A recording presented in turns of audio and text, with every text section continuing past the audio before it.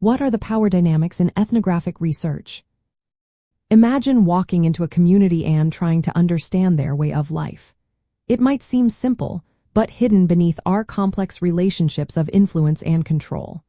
That's what power dynamics are all about in ethnographic research. When anthropologists study people, they don't just observe, they interact, and those interactions are shaped by who holds influence and who doesn't. In ethnography, power relationships are built on the idea that the researcher and the community are not on equal footing. The researcher often has more authority because they control what gets recorded and how it's shared. Historically, many anthropologists from Western countries studied communities in other parts of the world, creating a clear line between the outsider researcher and the local people. This setup could reinforce existing social inequalities, with the researcher acting as the expert and the community as the subjects. One key idea is positionality.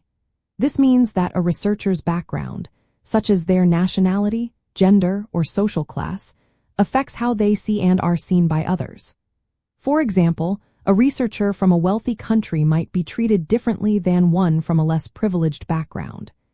Being aware of positionality helps researchers understand how their own identity influences their work and relationships. Reflexivity is another important concept. It involves constantly questioning how the researcher's presence impacts the community and the data collected. For instance, if a researcher is too authoritative, people might hold back or act differently. Reflecting on these influences helps make the research process more honest and fair. Ethical concerns are tightly linked to power. Researchers must ensure they have informed consent, protect participants' privacy, and avoid causing harm. They need to be transparent about their goals and how the information will be used. This helps balance the power and gives participants some control over their own stories. Today, ethnographers work in many different settings, including online communities or within their own societies.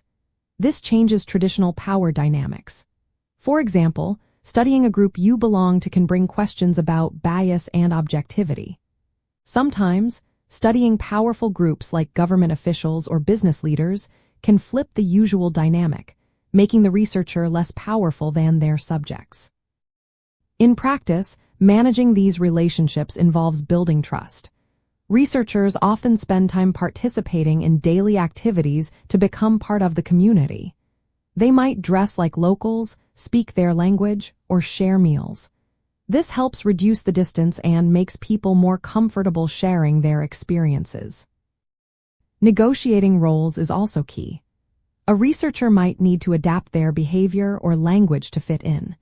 Using humor or reciprocal exchanges can help create more equal relationships. Being open about research goals and sharing findings with the community can also help address power imbalances. In the end, power dynamics are part of every step in ethnographic research. They influence access, data collection, and how findings are shared. Anthropologists today are encouraged to be aware of these issues, reflected on their own role, and conduct their work ethically. Recognizing these dynamics doesn't eliminate power differences but makes the process more honest and respectful.